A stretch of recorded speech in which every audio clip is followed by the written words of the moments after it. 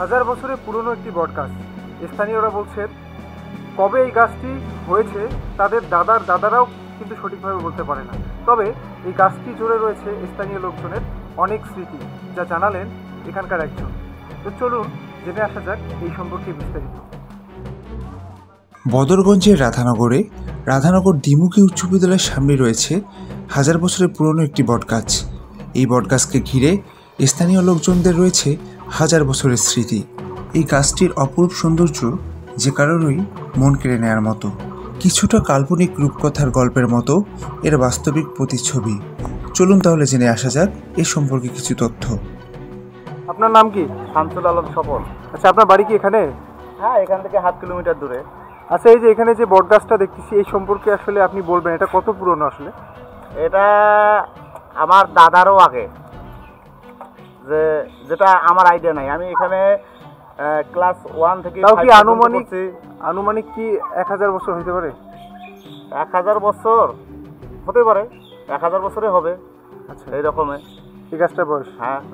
আচ্ছা, আর কি কি জানেন এই গাছ সম্পর্কে একটু বলেন তো। এই গাছ সম্পর্কে কি জানবো? আমরা যখন ছোটবেলায় আসছিলাম এই গাছের এই ঢুল খেলতাম, যখন স্কুল টিফিন দিত, আবার টিফিন শেষ হতো যাইতাম, আর এমনি দিন আসিয়া মাঠে খেলা খেলতাম। যখন তুই ভালো লাগতো না, এই গাছে চড়ি ঢুল খেলতাম। আবার উপরের গাছে চড়ি পাখির বাচ্চা টাচ্চা ধরতাম, যার শেরুল ঘুঘু অমুক তমুক এগুলো ধরতাম এখানে। আর গরম টরম লাগলে আবার এখানে এসে আরাম করছিলাম আমরা। এক কথা আপনার অনেক স্মৃতি জুড়েই আছে। হ্যাঁ, এখানে অনেক স্মৃতি। আমি এখানে প্রাইমারি স্কুলে ক্লাস 1 থেকে 5 পর্যন্ত পড়ছি, হাই স্কুলে আমি এখানে পড়ছি। আচ্ছা, এই গাছের নিচে আসলে কেমন শান্তি পান বা প্রশান্তি আসে?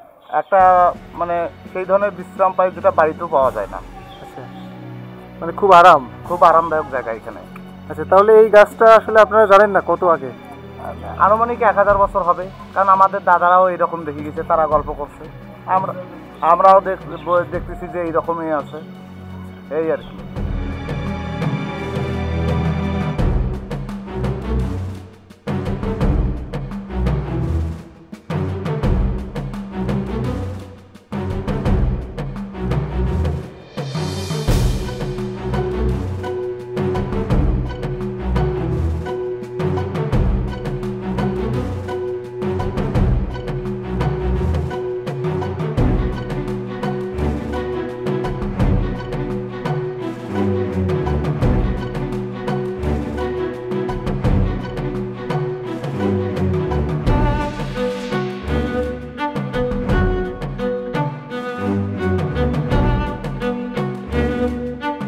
রিফায়েত ইশতিয়াক হৃদয়, সরেজমিন বার্তা।